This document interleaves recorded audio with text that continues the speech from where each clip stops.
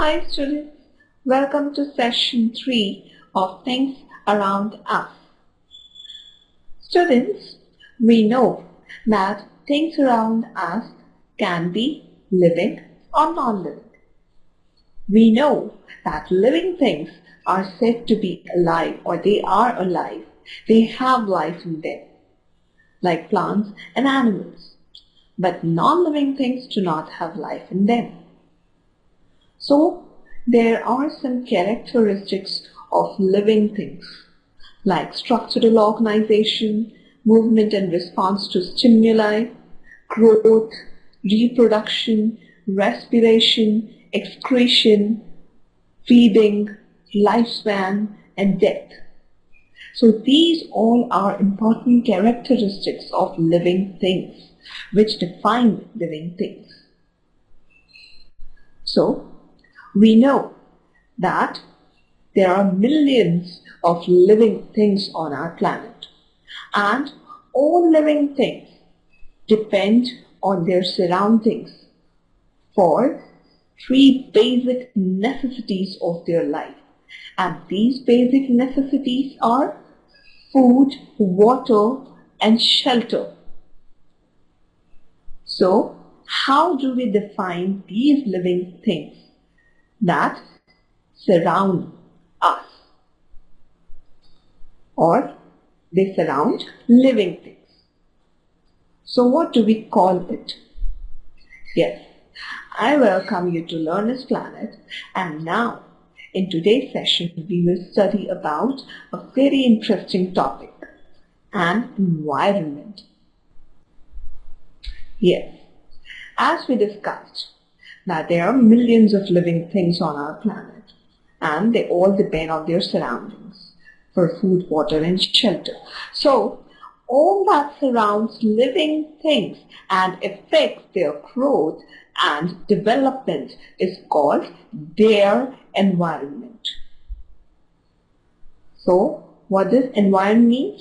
Yes, it means to surround. That means all that surrounds living things and affects their growth and development is called their environment. So, both living and non-living things form the environment. Thus, we can say that the environment is made up of two parts or components. They are called as biotic and abiotic. So living things such as plants and animals are called biotic components. So now let us see an overview of our environment, what it consists of. Yes, environment consists of two major components, biotic and abiotic. In biotic, there are plants and animals, and in abiotic, there is light, temperature, air, water, and soil. So these all are examples of abiotic components. So always remember that living things such as plants and animals are called biotic components, and non-living things such as air, light, water, air, temperature, soil are called abiotic components. So now let us study about biotic components. Yes, the word biotic means living. Biotic components are those that have life, and that is why we say that plants, animals are biotic components, or they are called biotic components. Even scavengers and decomposers are biotic components. So now let us see the diagrammatic representation of biotic and abiotic components of the environment. Yes, here you can see a beautiful picture. Now what this beautiful picture depicts? Yes, here you can see the sun. So what is sun? Sun is biotic or abiotic? Yes, it is an abiotic component. Then here, these trees, or we can say the plants. So these trees are biotic components because they are living. This giraffe is also a biotic component. Then here there are many plants. They are also biotic. They all are biotic components. Here you can see some of the microorganisms. So these microorganisms are also considered to be biotic. They are all biotic components. Here you can see that sun is an abiotic component. Even atmosphere or air is abiotic component. Then soil is also abiotic component. So what we saw, that biotic and abiotic components are the part of environment, right? So light, temperature, air, water, soil, they all are abiotic components, as well as plants and animals are biotic components. So now we will study about each of the biotic components in detail. Yes, the first one is plants. As we know that most plants that we see around us have green leaves. Yes, and leaves are green in color because they contain a green substance called chlorophyll. Chloro means green and phyll means leaf. Here you can see the microscopic view of chlorophyll. So fine structure it is. So we can say that chlorophyll gives plants the special ability to make their own food using sunlight, water and carbon dioxide. So what do we call this process? Yes, it is called as photosynthesis. So here you can see that this is a leaf, and leaf is considered to be the kitchen of a plant because it prepares food. And we can say that leaf is green in color because of the green substance present in it called as chlorophyll. Here you can see a beautiful picture of chlorophyll. So what happens that leaves take in carbon dioxide from the air, and when sunlight falls on green leaves, yes, it starts preparing the food. So sunlight falls on green leaves which contain chlorophyll, and the roots, which are the part of the plant, they also absorb water from the soil. And finally they prepare their food with the help of sunlight, water and carbon dioxide. So they prepare their food by the process called as photosynthesis. So how can we define photosynthesis? Yes, the process by which green plants make their food using carbon dioxide and water in the presence of sunlight and chlorophyll is called photosynthesis. So when they prepare the food, they take in carbon dioxide, but they release oxygen into the air. And this oxygen is very much important for animals as well as for human beings. Students, remember that non-green plants do not have chlorophyll. That is why they are not green in color. They are of different colors. Remember that plants which do not have chlorophyll cannot make their own food. So what do? Yes, they depend on other plants and animals for their food. So this is the main difference between green plants and non-green plants. right? So that was about plants, which was a biotic component, or we can say that which is a biotic component. Now the second biotic component which we are going to discuss here is about animals. Yes, we know that animals cannot make their own food as green plants do. Thus, they are said to be heterotrophs. So both plants and animals need substances called nutrients in order to grow. Like roots, which are the part of a plant, they absorb water and minerals or the nutrients from the soil. So they get nutrients from the soil. But how do animals get the nutrients? Yes, plants absorb nutrients such as nitrogen, phosphorus, and calcium. What type of nutrients? Phosphorus, nitrogen, and calcium. So, these are the nutrients which plants absorb from the soil.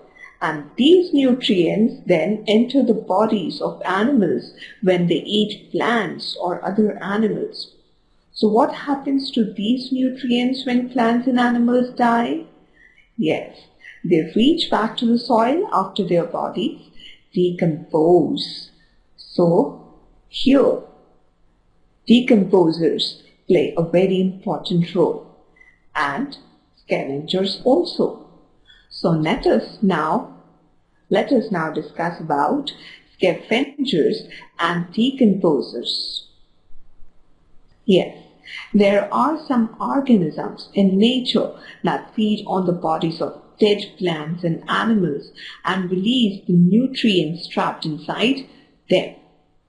So, how can we define scavengers?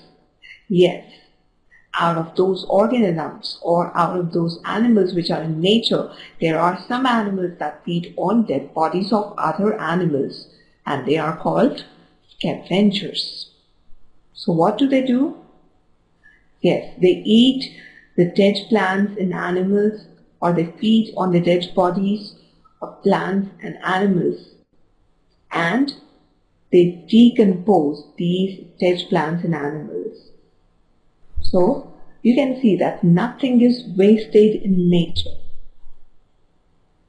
because even dead plants and animals are also needed or are decomposed by scavengers. So, that was about scavengers. For example, hyena and vulture, they are scavengers. But what about the organisms that do not depend upon the dead bodies, or they depend upon the dead bodies, but they play another important role other than scavengers? Yes, they are decomposers. So how can we define them? Yes, how can we define it? Yes, tiny organisms that feed on the bodies of dead plants and animals, just like scavengers, to break them down into simpler substances, are called decomposers. So bacteria and fungi are common decomposers. Like this is a picture of a fungi.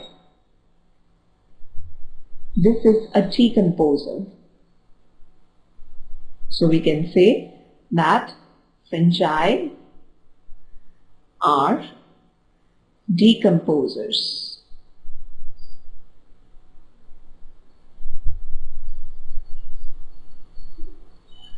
And this is a picture of vulture.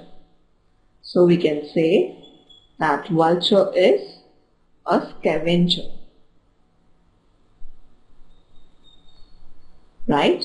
So there are some animals that feed on the bodies of dead plants and animals to break them down into simpler substances. So what is the importance of these scavengers and decomposers? What they actually do?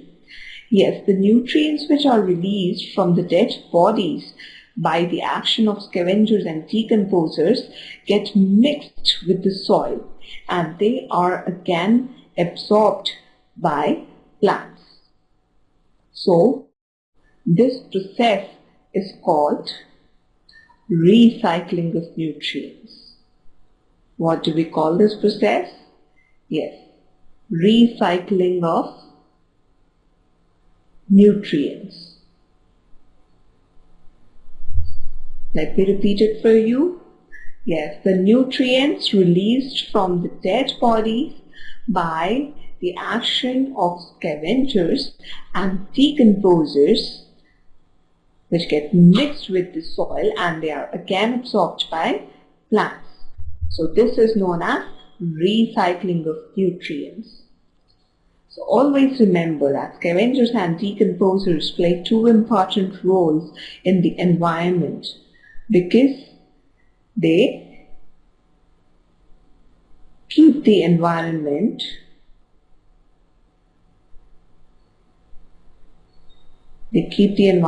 clean by removing the dead bodies or the bodies of dead plants and animals, and secondly, they help in recycling of nutrients in the environment. So, this is the main advantage of having decomposers and scavengers.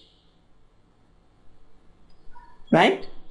So, these are all biotic components which play a very important role in balancing the environment. And they are plants, animals, scavengers and decomposers. So we studied about all these biotic components. But have you ever gave a thought, students, that what are the interactions among these biotic components? How do they fulfill their needs?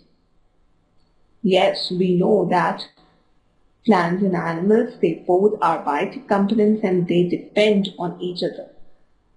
But how do they balance this environment? Let us see. Yes, now we will discuss about interactions among biotic components. We know that plants and animals depend on each other for various needs. Like animals, they mainly depend on plants for food and shelter. And animals in return help plants by pollinating flowers, dispersing seeds, etc. So, in nature, the following relationships are observed among plants, animals, scavengers, and decomposers. The following relationships means we will now see a diagrammatic representation of this relationship which is observed among plants, animals, scavengers, and decomposers. As we know that animals help plants by pollinating flowers, like a bee pollinates flowers while collecting nectar. So now let us start with the interaction among biotic components.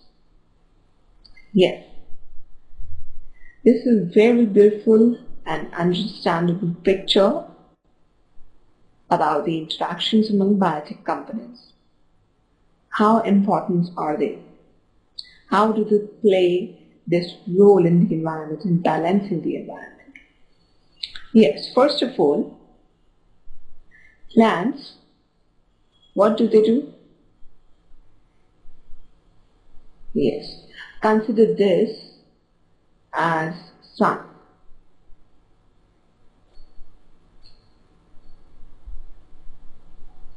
Okay, so this is a sun. Sorry, this is toss the sun.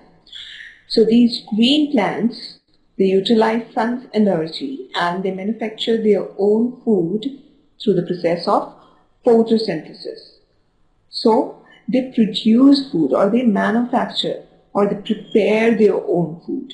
And that is why they are termed as producers. So these are the green plants which are considered to be the producers. Because they produce, they prepare their own food. Now, how do plants, or how do animals get food?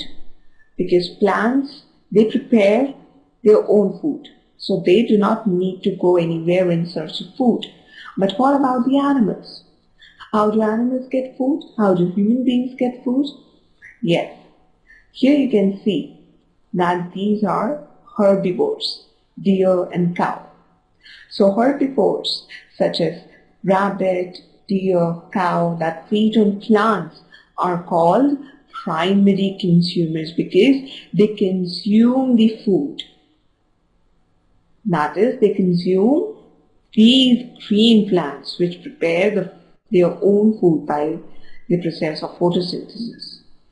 So, these herbivores are considered as primary consumers because they consume plants. They are the first one which consumes plants.